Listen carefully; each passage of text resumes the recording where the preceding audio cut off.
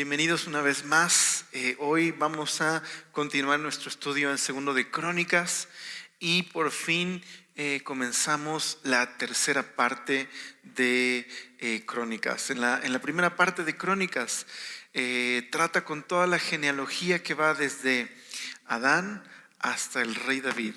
Y también vimos cómo la segunda parte de Crónicas va desde el reinado de David hasta el reinado de Salomón. Eso abarca la última parte del primer libro de Crónicas y la segunda parte la primera parte del segundo libro de Crónicas hasta el capítulo 9.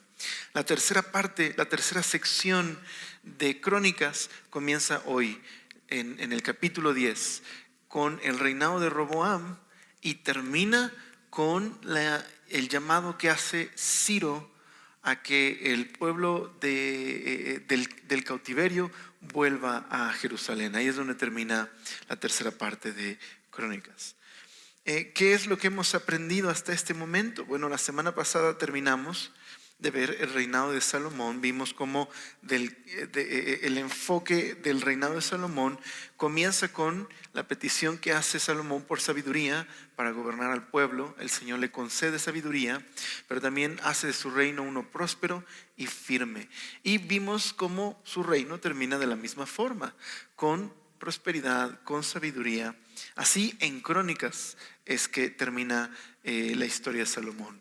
Bueno, evidentemente el cronista sabía que su audiencia conocía la historia completa de Salomón como aparece en Reyes, porque evidentemente en Reyes sabemos que Salomón termina muy mal, termina en apostasía, completamente lejos de Dios, hundiendo a Israel en el pecado y la idolatría. Y por su causa se parte el reino en dos. Pero el cronista no menciona estas cosas de Salomón porque su intención más bien es usar a David y a Salomón como un ideal del futuro reino del Mesías. David se convierte en ese futuro prototipo del Mesías que será fiel al Señor, y Salomón también como una figura del Mesías que reinará en un reino de paz y justicia. Pero ahora el cronista también omite algo de la historia de reyes, y es que se enfoca solamente en la historia de los reyes de Judá. No menciona casi a los reyes del norte, del reino de Israel. Pero sí veremos cómo el día de hoy, en el capítulo 10, se parte el reino en dos.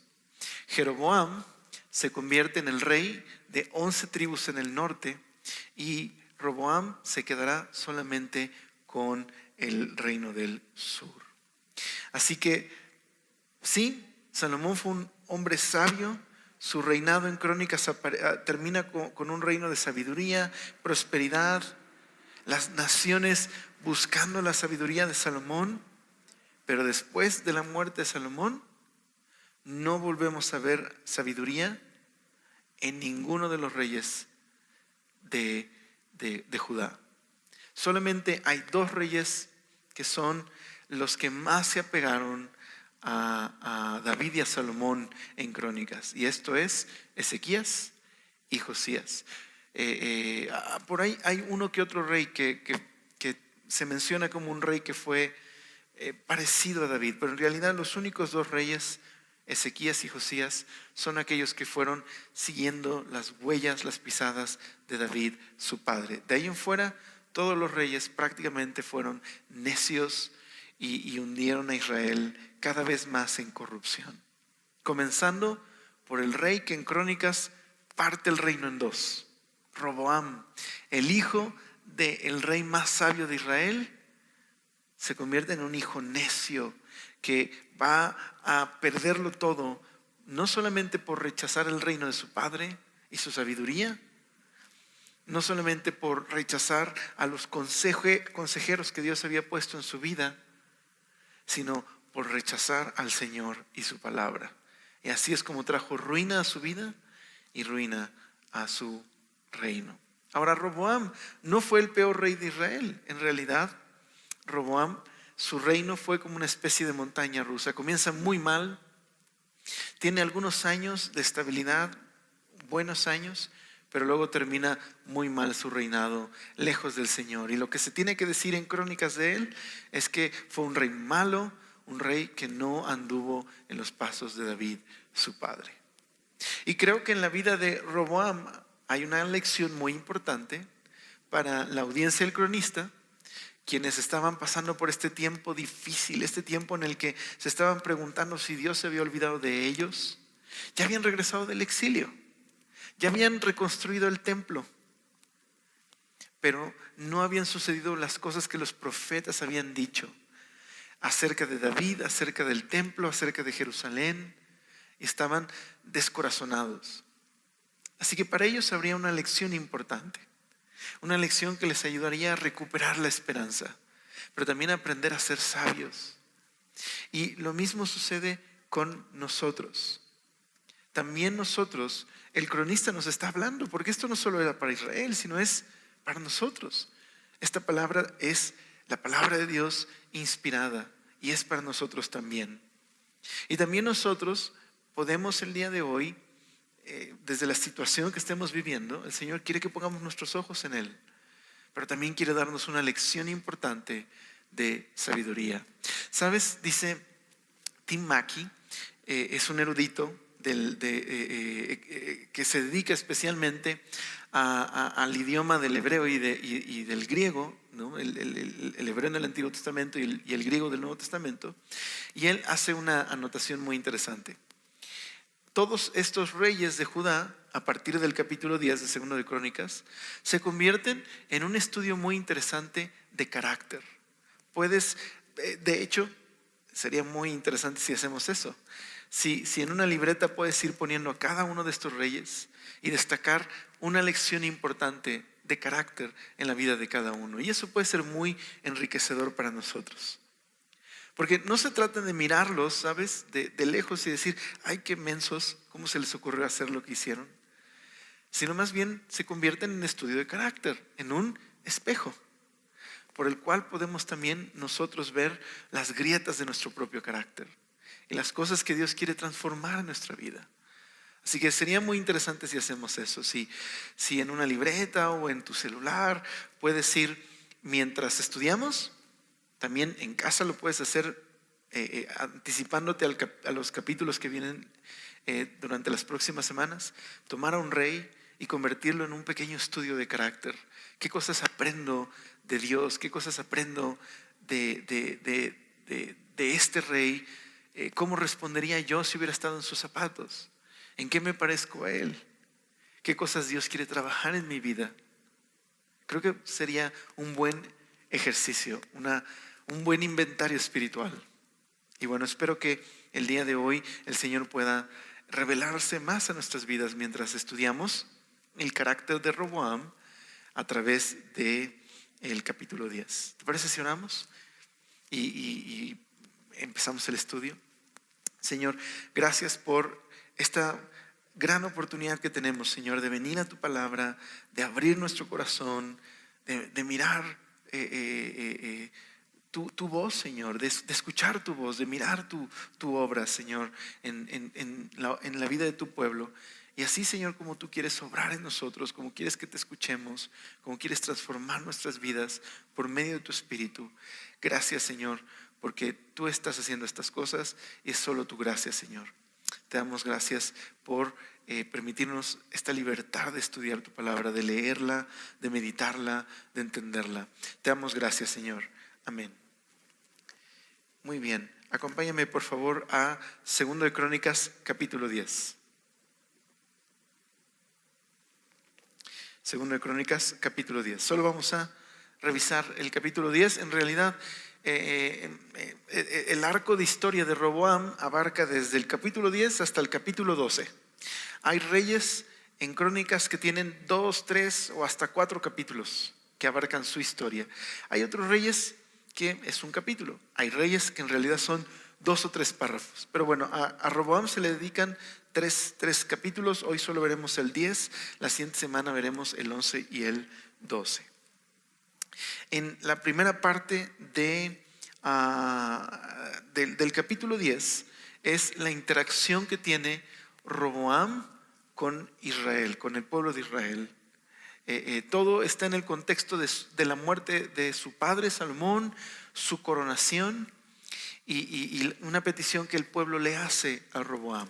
La segunda parte del capítulo 10 es la acción que toma Salomón. Ya el pueblo responde a la necedad Salomón, discúlpeme, Roboam. El pueblo responde a la necedad de Roboam y Roboam trata de mantener el reino por medio de la fuerza y lo pierde. Y así es, eso es lo que sucede en la segunda parte del capítulo 10. Entonces comenzamos con el verso 1. Dice: Roboam fue a Siquem, porque en Siquem se había reunido todo Israel para hacerlo rey. Y cuando lo oyó Jeroboam, hijo de Nabat, el cual estaba en Egipto, a donde había huido a causa del rey Salomón, volvió de Egipto. Y enviaron y le llamaron. Vino pues Roboam y todo Israel hablaron a Roboam diciendo. Recuerda que el cronista da por hecho que su audiencia conoce estas historias que aparecen en Reyes, porque todas esas historias ya se habían contado a detalle tiempo atrás. Pero pues nosotros quizás necesitamos recordar un poco, no tenemos quizás ese contexto. Entonces, ¿qué sucedió? Bueno, en la última parte del reinado de Salomón, la primera parte del reinado de Salomón, Salomón fue un rey sabio, construye el templo, busca al Señor. En la segunda etapa de Salomón pierde la cabeza, se vuelve loco. Sus muchas esposas lo desvían, se entrega a la idolatría e introduce la apostasía en Israel. ¿Qué significa la palabra apostasía? Abandonar la fe o abandonar a Dios. Así que por causa de Salomón se introduce la idolatría y la apostasía en Israel, y viene la decadencia del reino. Así que Dios pronuncia un juicio contra Salomón. Por su causa, Dios decidió partir el reino, por causa de la idolatría y del pecado de Salomón. Bueno, en esa segunda etapa del reinado de Salomón, en el que Salomón se vuelve un rey cruel, un rey malvado, él impuso cargas muy fuertes sobre el pueblo, impuestos muy altos, pero también los esclavizó prácticamente. Cuando ves la vida de Salomón en esa etapa, se parece más a otro personaje que esclavizó a Israel. ¿Ustedes recuerdan alguna historia en el Antiguo Testamento de un rey que sometió a Israel y lo esclavizó? ¿A quién les recuerda? A Faraón, bueno, Nabucodonosor, ¿verdad? Y otro, Faraón, ¿verdad? Faraón es este rey malvado que oprime a Israel y lo esclaviza. Y Salomón se parece más a Faraón que a un rey que confía en el Señor. Bueno, en ese proceso surge este personaje que se menciona en el verso número 2 y 3, Jeroboam, hijo de Nabat. Jeroboam era un hombre muy capaz y lo observó Salomón. Así que lo puso a dirigir al pueblo que estaba a trabajos forzados haciendo las construcciones en el reino de Salomón. Y eso le dio la oportunidad a Jeroboam de ver pues lo terrible que fue la mano de Salomón en la última etapa de su reinado. Bueno, así que Dios pronuncia un juicio contra Salomón y envía a un profeta a decirle a Jeroboam: voy a partir el reino en dos por causa del pecado de Salomón. Me ha dado la espalda.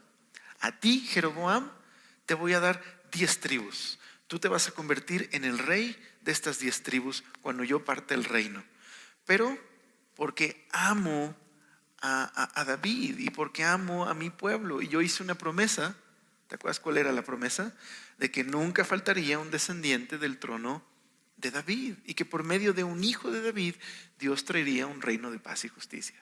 Así que por ese pacto davídico, Dios le dice también a Jeroboam: voy a dejar a Judá, voy a dejar una tribu en mano de Roboam, el hijo de Salomón. No voy a quitarle todo Israel a los hijos de David. Voy a dejar un remanente. pero a ti te voy a dar 10 tribus. 2 tribus se van a quedar con los descendientes de David. Ok, eso es lo que sucede.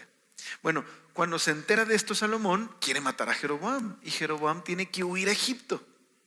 Pero ya Salomón murió, le dan la noticia a Jeroboam, y cuando él escucha esto, viene a reunirse para hablar y negociar con el hijo de Salomón, con Roboam. Y ese es el contexto.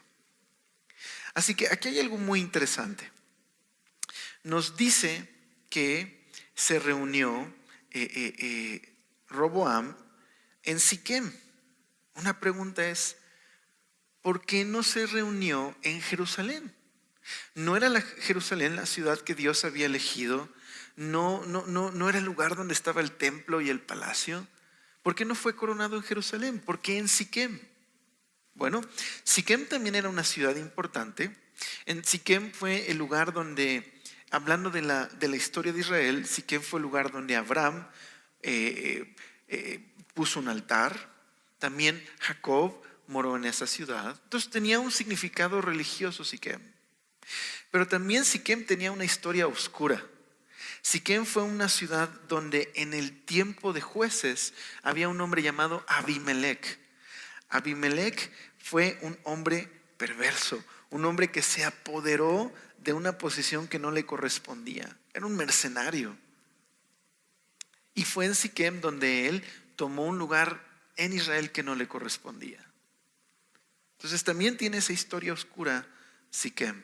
Bueno, en realidad no sabemos por qué Roboam fue a esta ciudad. Los comentaristas piensan varias cosas. Una, podría haber sido porque ya estamos viendo cómo Israel se está fracturando. Hay inestabilidad política. Y Roboam tiene que ir hasta Siquem porque el pueblo no está muy dispuesto a seguir a la descendencia de Salomón. ¿Por qué? Pues recuerden, el último periodo del reinado de Salomón, él fue un gandalla. Fue terrible, esclavizó a su pueblo, los trató como si fuera faraón, en lugar de un rey piadoso. Entonces, esa puede ser una razón de por qué Roboam se ve obligado a ir hasta Siquem a negociar. Y eso puede explicarnos el por qué Roboam parece muy inseguro. Lo vamos a ver en un momento más. A Roboam se le nota inseguro de su reino. Esa puede ser una opción. Pero puede haber otra opción, y también algunos comentaristas lo dicen. Puede ser que esta es una señal de que las cosas están empezando muy mal. Roboam está coronándose como rey a su manera.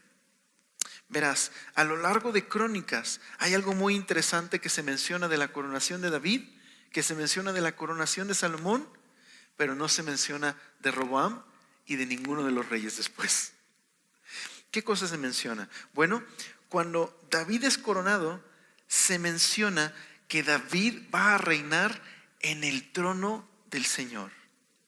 Mira, acompáñame un momento nada más a Primero de Crónicas, capítulo 28. Primero de Crónicas 28.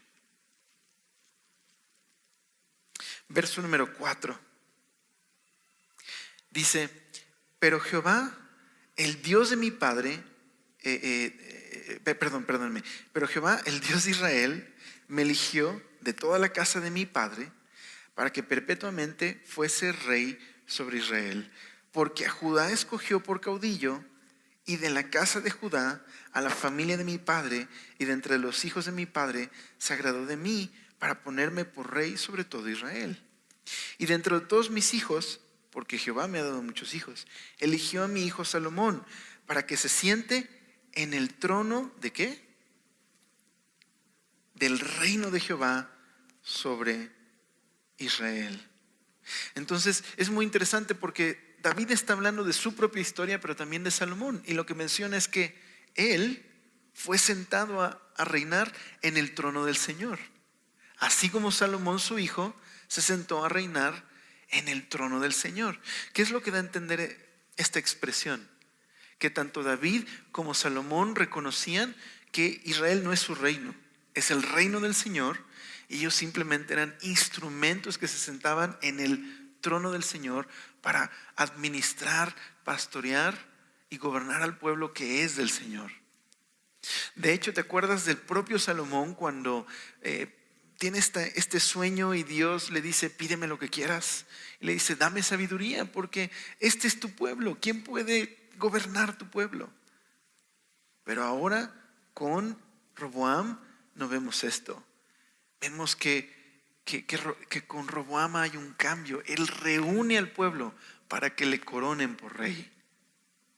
No hay un reconocimiento de que proviene del Señor y no hay una mención de que es el trono del Señor. Me gusta mucho lo que dice Peter Leithart. Él es un comentarista de Crónicas. Mira, quisiera leerte lo que él dice. Dice, a lo largo del relato del cronista sobre el reinado de David y Salomón, se nos retrata un reino ideal. David y Salomón supervisan a los levitas. Todo Israel es el pueblo escogido de Dios, bajo el gobierno de un rey escogido por Dios, que vive en la ciudad escogida por el Señor. Y que estos reyes reinan desde el trono de Jehová, en el lugar donde Él mismo escogió. Todos estos elementos, un pueblo elegido, una ciudad elegida, un rey elegido, un trono elegido, todas estas cosas eran una señal de un símbolo del reino de Dios en Israel para las naciones. Pero dice Peter Leithart, Roboam arruinó esto por completo. Desde un principio, él desciende de Jerusalén a Siquem para que Israel lo haga rey. Dice, es similar a Abimelech.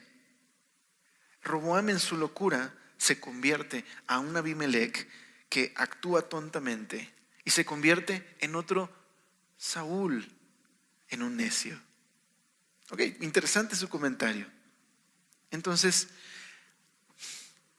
hay toda una sensación desde el verso número 1 en el que Roboam no está haciendo las cosas bien y en el que él está haciendo las cosas a su manera. Y vamos a ver más adelante que en su corazón él no está siendo sabio y no está buscando al Señor. De hecho, pareciera que el cronista mismo no reconoce el reino de Roboam hasta que Roboam reina desde Jerusalén. Mira, una nota interesante en 2 de Crónicas, capítulo 12.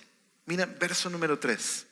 ¿Cómo lo menciona en el capítulo 12? En verso 13, no 3, verso 13. Dice, fortalecido pues Roboam reinó en Jerusalén.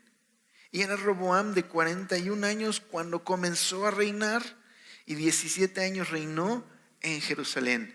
Ciudad, es como un comentario que hace, ciudad que escogió Jehová de todas las tribus de Israel para poner en ella su nombre.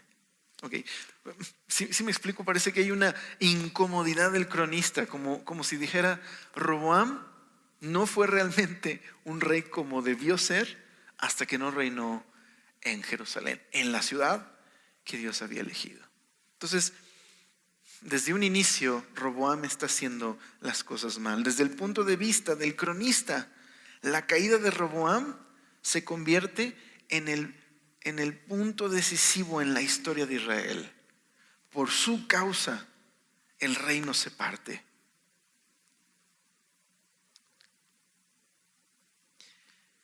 Entonces Roboam, déjame ponerlo así, Salomón y David se sientan en el trono del Señor a reinar. Roboam se sienta en su propio trono, en su sabiduría, a su manera. De hecho, no se vuelve a mencionar en todo Crónicas que alguien reinara desde el trono del Señor, después de Salomón. Él es el punto decisivo donde Israel se viene abajo en el relato de Crónicas. Entonces, bueno, vamos a retomar ahí en el verso 2, ¿ok? Llega Roboam a Siquem para que lo coronen como rey. Jeroboam se entera de que muere Salomón y viene a negociar con el hijo de Salomón. Entonces dice el verso número 3, y enviaron y le llamaron. Vino pues Jeroboam y todo Israel y hablaron a Roboam diciendo: tu padre agravó nuestro yugo, ahora alivia algo de la dura servidumbre y del pesado yugo con que tu padre nos apremió, y te serviremos. Entonces, la petición de Jeroboam es la siguiente: por favor, tu papá fue muy duro con nosotros, tu papá prácticamente nos esclavizó, nos puso una carga pesada. Por favor, alivia esto, quita esa carga pesada. Está negociando. Vamos a ser leales a ti si tú dejas a un lado la manera en la que tu papá gobernó en los últimos años de su reino. Entonces mira la respuesta de Roboam en el verso 5. Y él les dijo: volved a mí de aquí a 3 días. Y el pueblo se fue.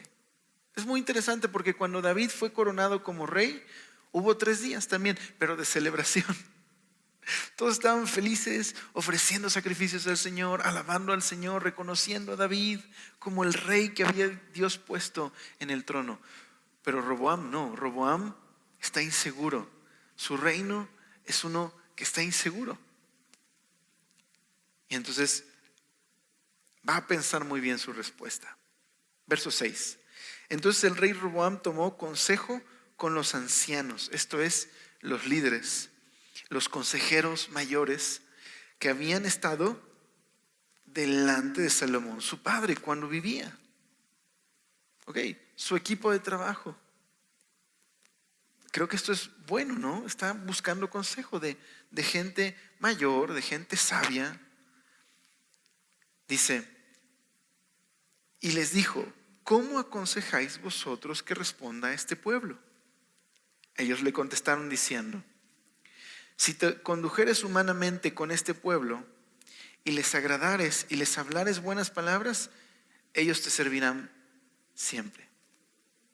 Mas él, mira cómo lo expresa, dejando el consejo que le dieron los ancianos, tomó consejo con los jóvenes que se habían criado con él. ¿Notas el contraste? Roboam primero se acerca a los ancianos, los mayores, los que tienen experiencia, los que estuvieron en el gobierno de Salomón, les pide consejo, pero a Roboam no le gusta lo que escucha. Así que va a pedir otro consejo, pero de antemano él en su corazón ya desechó el consejo de los ancianos y más bien pide el consejo de los jóvenes que se criaron con él. ¿Quiénes son estos jóvenes? Podrían ser los demás hijos de Salomón. Puede ser, recuerda, Salomón tuvo 1000 esposas prácticamente y muchos hijos. Así que es probable que sean los príncipes y que está pidiendo consejo con ellos. Y entonces, ¿qué le recomiendan los príncipes? Dice el verso número 9. Y les dijo: ¿qué aconsejáis vosotros que respondamos a este pueblo que me ha hablado diciendo: alivia algo del yugo que tu padre puso sobre nosotros? Entonces los jóvenes que se habían criado con él le contestaron: así dirás al pueblo que te ha hablado diciendo: tu padre agravó nuestro yugo, mas tú disminuye nuestra carga. Así les dirás: mi dedo más pequeño es más grueso que los lomos de mi padre. ¿Qué significa todo esto? Bueno, mira lo que sigue diciendo. Así que, si mi padre os cargó de yugo pesado, yo añadiré a vuestro yugo. Mi padre os castigó con azotes y yo con escorpiones. Básicamente lo que está diciendo es: ¿ustedes creen que mi papá es duro? No me conocen. Yo soy muchísimo más duro que él. Es lo que le aconsejan que responda. Entonces, verso número 12. Vino pues Jeroboam con todo el pueblo a Roboam al 3er día, según el rey les había mandado, diciendo: volved a mí de aquí a 3 días. Y el rey le respondió ásperamente, pues dejó el rey Roboam el consejo de los ancianos. Entonces, ¿notas cuál es el énfasis que se menciona en el pasaje? Que Roboam es un tonto desde un principio, y que ahora lo que vimos al desechar el consejo de los ancianos, una vez más se nos afirma. ¿Por qué habló ásperamente con el pueblo? Por tonto, porque dejó el consejo de los ancianos.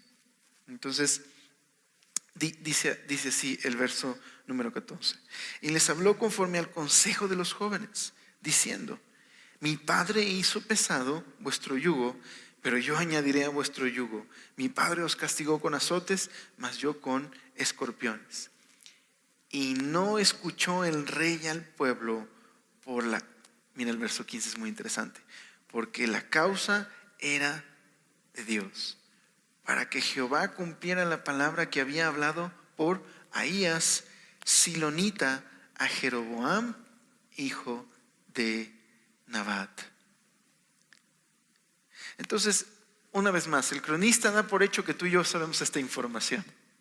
Pero eso fue lo que hace un ratito atrás, ¿te acuerdas que te mencioné que Jeroboam, cuando Dios trajo un juicio sobre Salomón y su reino, un profeta se le acercó a Jeroboam y le dijo, este profeta es Ahías. Esa historia la puedes encontrar en Primero de Reyes.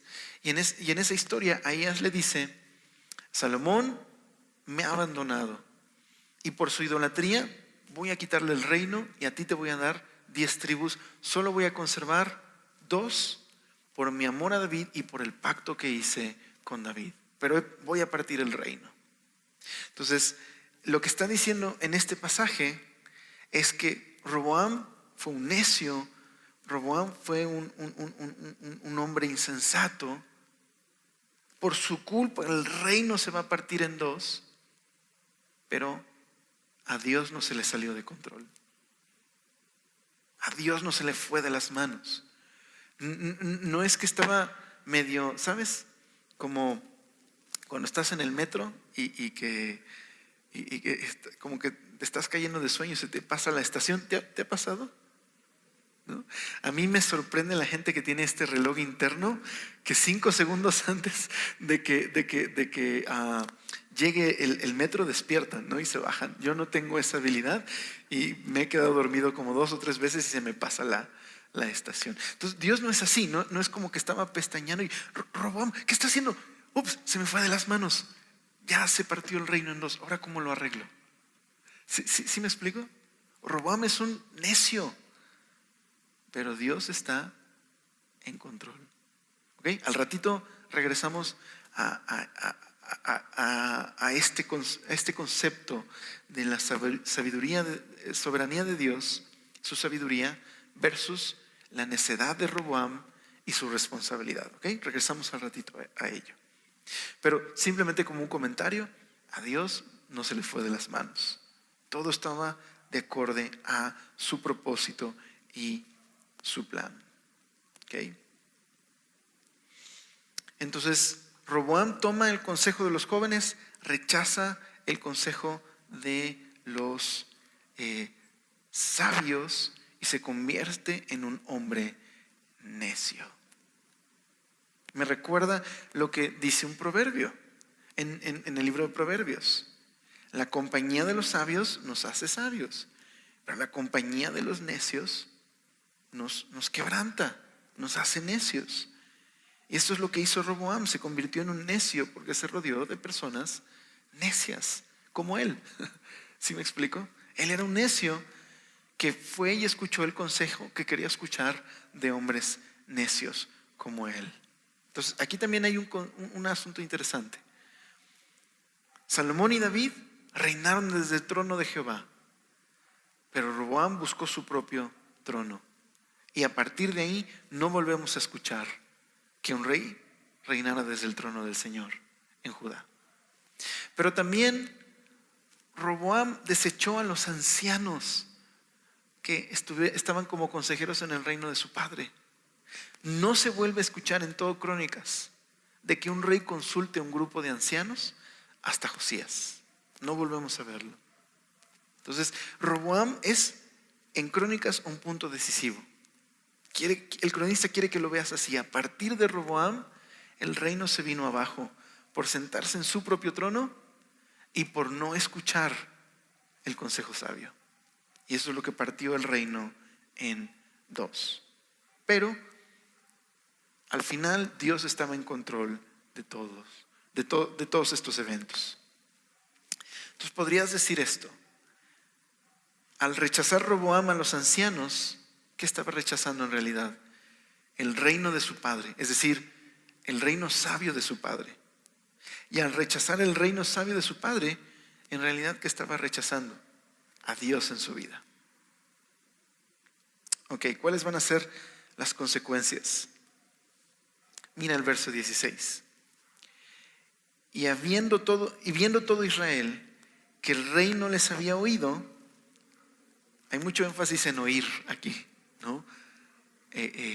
Roboam no oye el consejo de los ancianos y no escucha las peticiones del pueblo, y el pueblo tampoco escucha al rey y se aparta. Dice: y viendo todo Israel que el rey no les había oído, respondió el pueblo al rey diciendo: ¿qué parte tenemos nosotros con David? No tenemos herencia en el hijo de Isaí. Israel, cada uno a sus tiendas. David, mira ahora por tu casa. Así se fue todo Israel a sus tiendas. Ahora, si estás leyendo la versión Reina Valera, probablemente aparece el verso 16 como si fuera una narrativa en prosa. Pero en realidad el verso 16 es un poema. Y eso es muy interesante porque la respuesta del pueblo es un rechazo, tiene esta forma poética en la que están rechazando a David. ¿Por qué? Porque este poema está relacionado con otro poema en Crónicas en el que el pueblo se une a David. Mira, vamos a compararlos. Acompáñame un momento a 1 de Crónicas, capítulo 12, verso 18. 1 de Crónicas, capítulo 12. Es decir, el cronista está poniendo la respuesta del pueblo como un quebrantamiento del pacto con David, que aparece en 1 de Crónicas. Mira, 1 de Crónicas, capítulo 12, verso número 18. El contexto de este pasaje es cuando los benjamitas se unen de corazón a David y hacen un pacto con él en Siclag. Es capítulo 1 de Crónicas, capítulo 12, verso 18. Esta es la respuesta de los benjamitas. Pero mira, verso 18. Entonces el Espíritu, está hablando del Espíritu de Dios, vino sobre Amasaí, jefe de los 30, y dijo, esto es un poema, mira: por ti, oh David, y contigo, oh hijo de Isaí, paz contigo y paz con tus ayudadores, porque también tu Dios te ayuda. Ahora lo vamos a comparar con 2 de Crónicas 10, verso 16. El pueblo responde, pero no inspirados por el Espíritu, sino en esta amargura. ¿Qué parte tenemos con nosotros, con David? No tenemos herencia en el hijo de Isaí. Israel, cada uno a sus tiendas. ¿Sabes? La realeza en Israel no era meramente un arreglo político, no era un acuerdo político. El pacto de los reyes con Israel era una especie de voto matrimonial, una declaración de que todas las tribus se estaban uniendo en carne con David. Esto es muy importante en el contexto de la historia bíblica.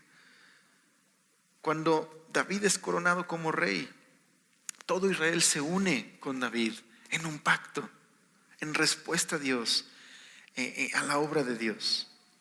Pero cuando Roboam, en su necedad, responde así a Israel, se hace un eco de ese poema que aparece en 1 de Crónicas. Y esta respuesta de cada uno a sus tiendas, nos damos cuenta de cómo es un divorcio. Se está rompiendo la relación. Roboam no solo dividió al reino políticamente, ha quebrado a Israel. ¿Me explico? Ha quebrantado profundamente a Israel en su necedad. Se ha roto Israel. De hecho, Es una tragedia porque el nombre de Roboam significa el pueblo se agranda. Es una ironía. Con Roboam el pueblo no se agranda. Roboam lo pierde todo. ¡Qué tragedia! Su reinado su reinado es uno que es opuesto a lo que su nombre significa. Así que cuando en Segundo de Crónicas leemos en el verso número 16 del capítulo 10, así se fue todo Israel a sus tiendas, creo que el cronista quiere que vayamos más allá y no solo leamos, sí, claro, se enojaron y cada uno se fue a su casa. Quiere que leamos esto. No solo Israel como entidad política, sino Israel como pueblo se apartó completamente de David. Significa se apartaron completamente del Señor. Y eso es lo que va a pasar. Las 10 tribus que se van a ir con Jeroboam, lo veremos la siguiente semana, van a completamente apartarse de Dios, van a apostatar. De manera que el reino del norte, en un momento de la historia, en el año 722, el reino de Asiria los va a conquistar y se van a perder completamente, se van a separar completamente de Israel. Y el reino del sur, que son 2 tribus, van a quedar cautivos también después en Babilonia. Dios va a ayudarles a mantener su identidad y van a volver a la tierra. De hecho, son la audiencia del cronista. Esa generación, 2-3 generaciones después del exilio. Pero Israel se apartó del Señor a partir de este momento. Entonces mira lo que sucede al final. Verso 17. ¿Qué va a intentar hacer Roboam? Dice, verso 17. Mas reinó Roboam sobre los hijos de Israel que habitaban en las ciudades de Judá. Envió luego el rey Roboam a Adoram, que tenía cargo de los tributos, pero le apedrearon los hijos de Israel y murió. Entonces se apresuró el rey Roboam y subiendo en su carro huyó a Jerusalén. Así se apartó Israel de la casa de David hasta hoy. Verso 1 del 11. Cuando vino Roboam a Jerusalén, reunió de la casa de Judá y de Benjamín a 180,000 hombres escogidos de guerra para pelear contra Israel y hacer volver el reino a Roboam. Mas vino palabra de Jehová a Semaías, varón de Dios, diciendo: habla Roboam, hijo de Salomón, rey de Judá, y a todos los israelitas en Judá y Benjamín, diciéndoles: así ha dicho Jehová, no subáis ni peleéis contra vuestros hermanos. O sea, Roboam, estás tan ciego que no puedes ver que estás peleando contra tus hermanos y que yo he provocado esto. O sea, esta separación. Vuelve cada uno a su casa, porque yo lo he hecho esto. Y ellos oyeron la palabra de Jehová y se volvieron y no fueron contra Jeroboam. Roboam no quiso escuchar a Dios y partió el reino. Y ahora está tratando de solucionarlo en sus fuerzas. Quiere reparar su torpeza con violencia. Y Dios lo tiene que frenar para decirle: ¿qué no entiendes? Yo estoy haciendo esto, son tus hermanos, no seas necio. Ahora Roboam tiene que oír a la fuerza lo que no quiso escuchar en un principio, la voz del Señor. Así que se sujeta y se regresa a su casa. Bueno, tan necio Roboam que no leímos que todavía se le ocurrió mandar a un recaudador de impuestos a Israel, y por su culpa este hombre muere. ¿Te das cuenta? Es un hombre necio que no escucha. Está en su propio trono. Y esa fue la tragedia, el comienzo de la tragedia en su reinado. Ok. ¿Qué lección hay importante en este estudio de carácter en la vida de este rey necio que no escucha? Bueno, creo que hay 2 lecciones importantes que nos podemos llevar a casa el día de hoy. Eran 2 lecciones que fueron muy importantes para la audiencia del cronista. ¿Recuerdas cuál es el propósito del cronista? darle esperanza a esa generación. Ellos que ya sobrevivieron al exilio, que ellos ya vieron a dónde llevó la necedad de Roboam. Al fin del reino de Israel, o sea, se separan, se divide el reino, se parte en dos, y luego al reino de Judá en Babilonia. Ellos ya lo vivieron, ya conocen esta historia. Así que el cronista más bien está recapitulando esta historia para darles una lección importante y ayudarles a tener esperanza. ¿Cuáles son las dos cosas que se mencionan fijamente en este capítulo? Primero se menciona que Roboam es un necio que no escucha, ¿verdad? Pero también se hace un segundo énfasis, que Dios hizo esto, que Dios estaba en control. Entonces aquí están las dos lecciones. Número 1, la soberanía de Dios y su cuidado. Me gusta lo que John Seilemer dijo acerca de la soberanía de Dios y su cuidado. Dios seguía en control, no se les fue de las manos la torpeza de Roboam, ni tampoco lo que Jeroboam va a hacer, como veremos la siguiente semana, al introducir la apostasía en el reino del norte. Mira lo que él dice. El curso de los acontecimientos había sido anunciado de antemano por Dios, y las acciones de Roboam resultaron estar en conformidad con lo que había dicho el profeta. Es decir, la soberanía de Dios no está haciendo a un lado la responsabilidad de Roboam. Roboam fue un sonso que partió el reino en dos. Él es responsable, pero Dios en su soberanía lo permitió porque él tenía un plan, ¿ok? Entonces, la soberanía de Dios no anula esta responsabilidad. Al contrario, estamos viendo un Dios que puede obrar a pesar de la necedad de su pueblo. Entonces, mira lo que él sigue diciendo. Esta inserción en un punto tan crucial de la historia de Israel juega un papel muy importante en el mensaje general de Crónicas. Nada puede interponerse en el camino de los propósitos de Dios. ¿Escuchaste? Nada puede interponerse en el camino de los propósitos de Dios. Lo que Él ha prometido, Él lo va a cumplir. Entonces, ¿qué le recuerda esto a la generación del cronista y qué nos recuerda a nosotros? Que incluso en una situación tan desastrosa como la división del reino, la pérdida de las 10 tribus de Israel, aún Dios sigue cumpliendo su plan sigue en marcha. Es el pecado y la rebelión y la terquedad y la necedad de su pueblo no se interpone ante el plan de Dios.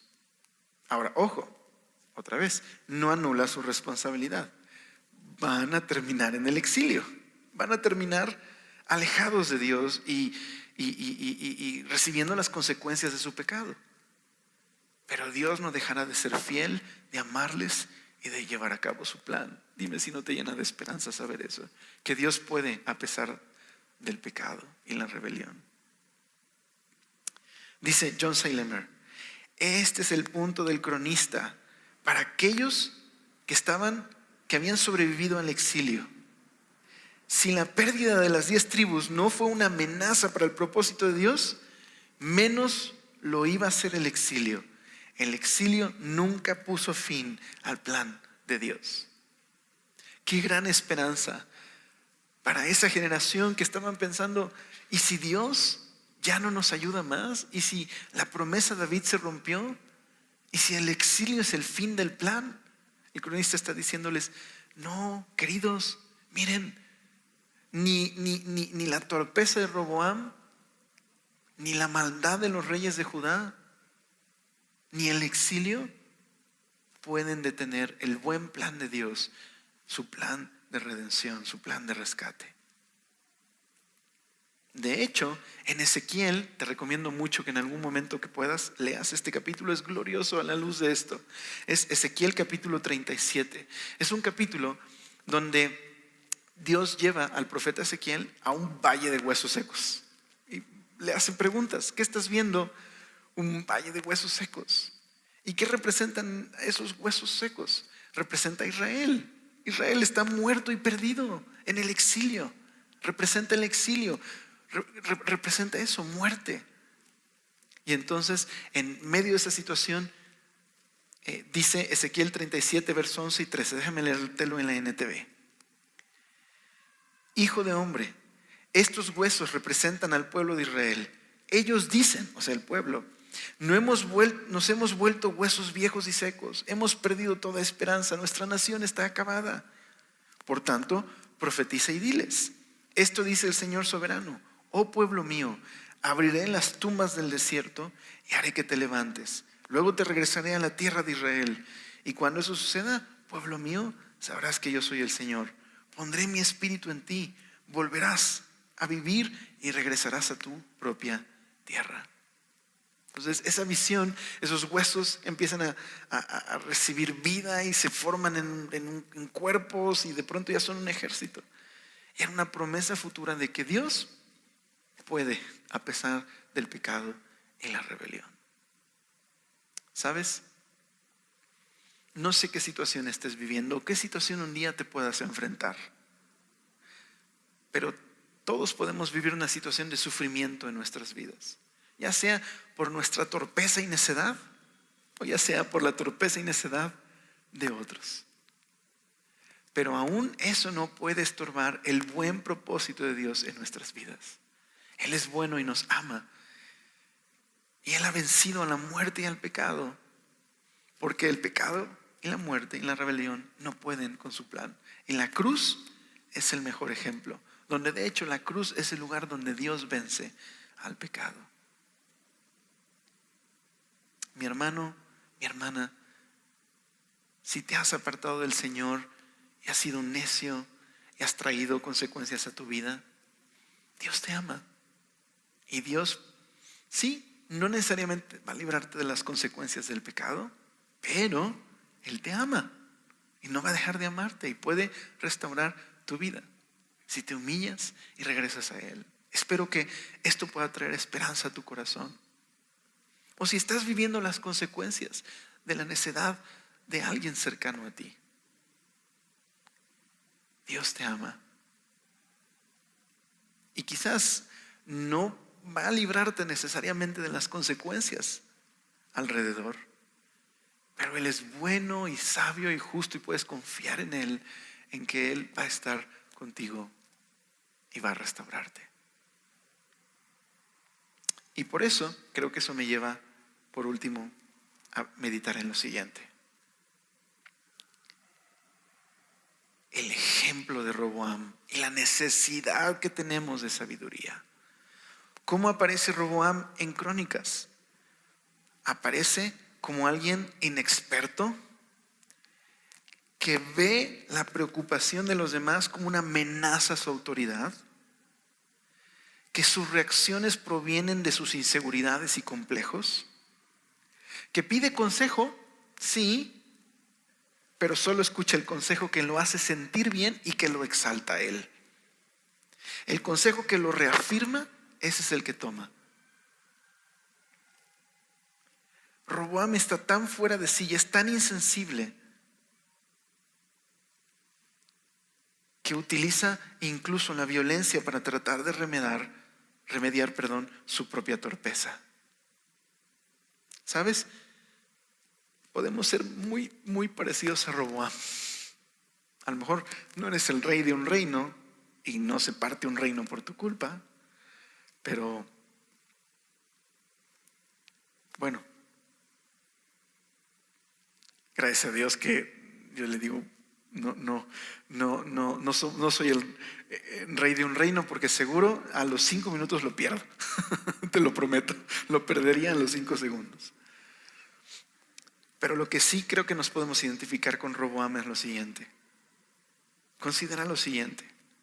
¿Cómo reaccionas cuando alguien te da un consejo que no te gusta escuchar?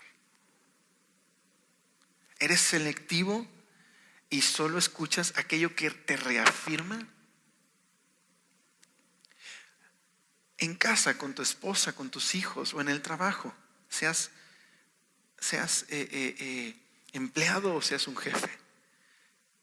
Cuando las cosas no están a tu favor, cuando hay un ambiente de incertidumbre, ¿cómo reaccionas? ¿De dónde proviene tu reacción? de confiar en el Señor y de preocuparme por los demás, o de mis inseguridades, de tratar de afirmarme a mí mismo? ¿Sabes? El que anda con sabios, sabio será. El que se junta con necios será quebrantado. Es imperativo en nuestras vidas, familia, que nos rodeemos de un consejo sabio. Pero así como Roboam, es irónico que Roboam tenía por padre, entendiendo el último periodo de su reino horrendo y todo, pero tenía un hombre sabio por padre y que tenía un grupo de consejeros sabios, y sin embargo fue un hombre, un hijo necio. Así que tú y yo necesitamos aprender a rodearnos de consejos sabios. ¿Dónde encontramos un consejo sabio? Pues tenemos su palabra. Tenemos el consejo del Señor en su palabra, pero también Dios nos ha dado la vida de iglesia. Nos ha dado un lugar donde podemos congregarnos, escuchar la palabra, pero también animarnos y exhortarnos mutuamente. Es imperativo, si queremos vivir una vida en la que podamos honrar a Dios, es imperativo que nos rodeemos de gente madura, que ama al Señor y que está dispuesto a decirnos las cosas que no nos gustan escuchar. Así que, ¿qué clase de amigos, de qué clase de amigos te rodeas? ¿Dónde buscas consejo? ¿A quién escuchas más? La sabiduría es un regalo de Dios, y lo más bello es que está disponible para aquel que se acerca humildemente a escuchar.